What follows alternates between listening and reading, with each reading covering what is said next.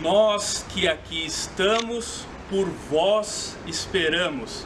Uma vez eu vi uma foto com essa frase na entrada de um cemitério, né? Ou seja, estamos esperando por a gente.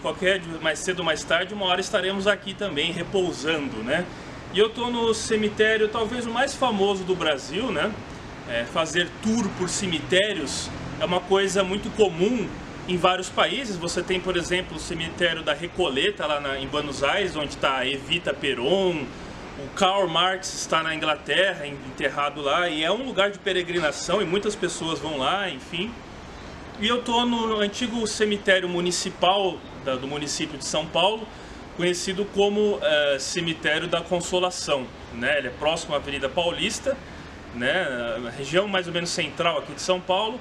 E aqui várias figuras importantes estão enterradas. Ele foi inaugurado em 1858, é um dos mais antigos oficiais, cemitérios oficiais do Brasil, porque claro, você tem criptas e túmulos muito mais antigos em cidades menores, enfim. E aqui você tem, por exemplo, figuras como Oswald de Andrade, Mário de Andrade, Monteiro Lobato, família Whittaker, né? José Maria Whittaker, Rodrigues Alves, Campos Sales, né? Rodrigues Alves não tenho certeza, mas Campos Sales eu tenho certeza que está aqui. Muitas esculturas feitas pelo Vitor Brecheret, né? E esse cemitério, infelizmente, muitas vezes ele é assediado por pessoas justamente que querem, às vezes tentam pegar as obras de arte, as esculturas desse cemitério, e ele é muito conhecido por essas esculturas também, por ser um dos cemitérios de maior opulência, né? Muitos barões do café na era de ouro de São Paulo estão aqui também, né? A família Klein, né? Enfim, a família, Matarazzo, né? Como aqui a gente pode ver o mausoléu, né?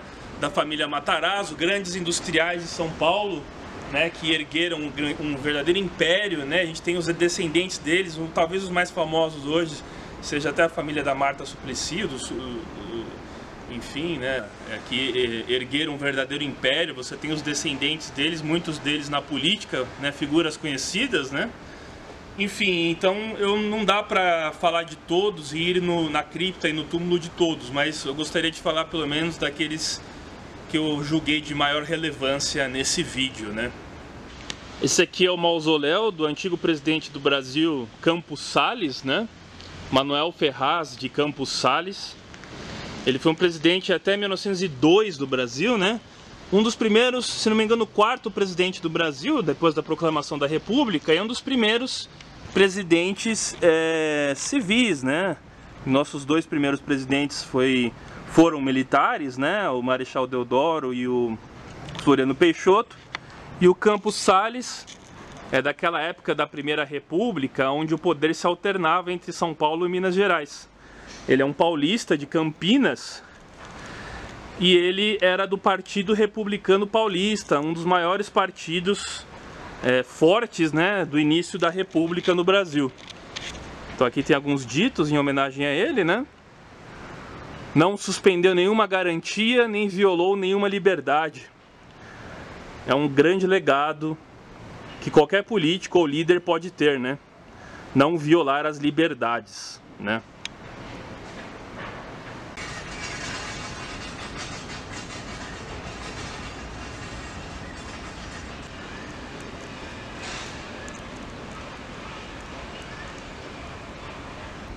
Bom, aqui é o túmulo do Caio Prado Júnior, né, da família Prado, né, Silva Prado, muito famosa, muito de grande opulência de São Paulo.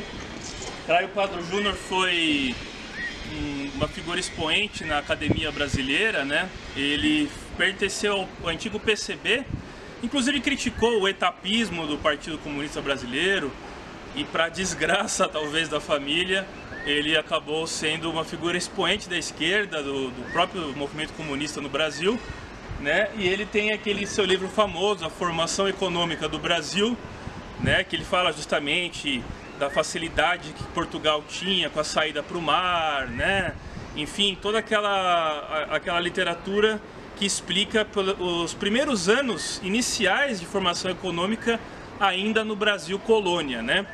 O Caio Prado Júnior, ele, além de ser uma figura muito expoente na academia, também pertenceu a essa família de grande opulência, e seu pai, né, pertencente à família da linhagem do Paulo Prado. Paulo Prado, que leva muitos nomes de ruas aqui em São Paulo, foi uma família muito importante para a história de São Paulo e também, por consequência, do Brasil, né?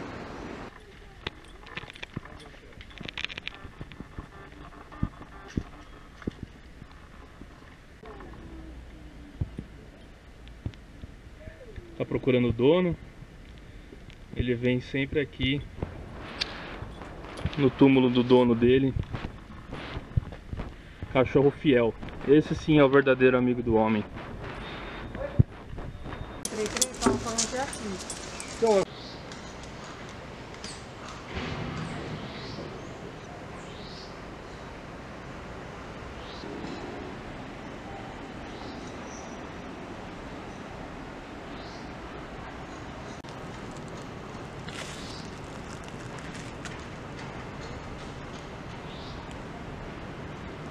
Bom, aqui eu estou do lado do túmulo do senhor Roberto Simonsen, né, muito famoso, grande industrial de São Paulo, um dos defensores da industrialização do Brasil, né, numa época em que o diálogo, o embate, se o Brasil ia ser um país condenado a exportar apenas commodities, né, ele tinha uma visão de industrializar o Brasil, né?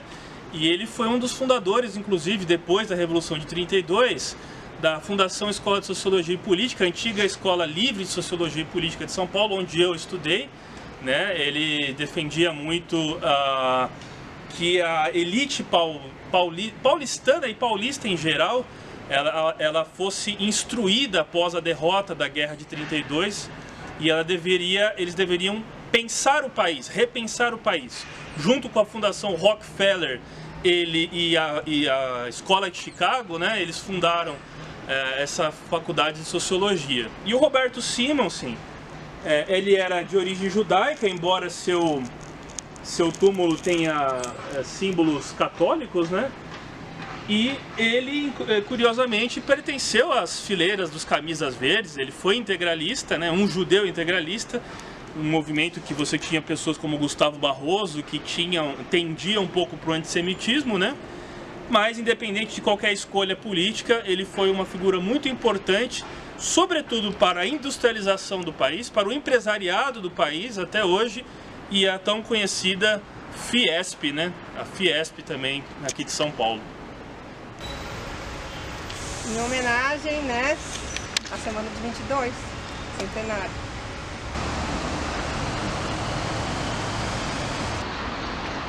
E aí, pessoal, a gente está aqui agora no túmulo da Tarcísia do Amaral. É uma das maiores pintoras, né, do Brasil.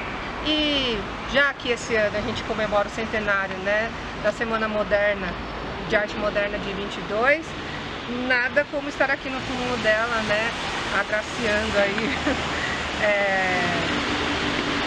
agraciando, não sei se seria a melhor palavra, mas enfim, visitando ela, né.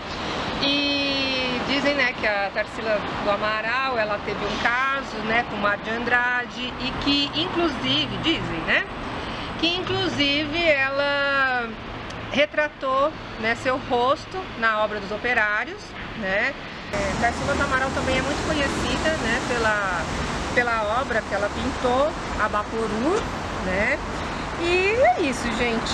Venham conhecer aqui o Cemitério da Consolação e os demais cemitérios que tem aqui em São Paulo, já que existem muitas pessoas famosíssimas, né, e que foram importantes para a história de São Paulo e do Brasil.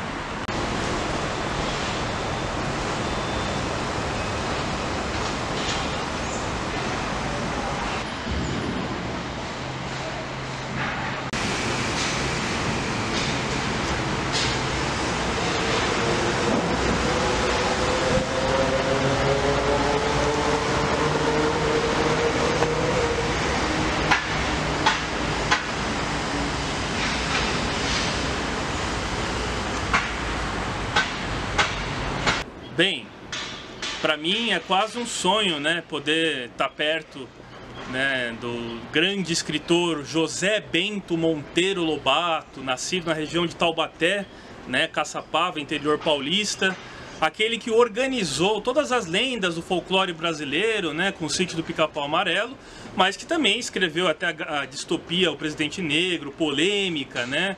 Embora eu acho que a figura do Monteiro Lobato ela está muito acima desse cancelamento que tentam fazer com ele hoje em dia, né? Monteiro Lobato também com aquele seu famoso livro Urupês, onde ele lança a imagem do Jeca Tatu, uma imagem também controversa, que também foi utilizada inclusive por propagandas da Biotônico Fontoura, né? E que depois vai ser imortalizado no cinema pelo Mazzaropi, né? Ele é o precursor também do mundo editorial no Brasil, né? Uma das primeiras editoras do Brasil foi o Monteiro Lobato, que inclusive foi aquele que acreditou nas obras do Lima Barreto, né? E se nós conhecemos o Lima Barreto de hoje, muito se deve ao grande José Bento Monteiro Lobato.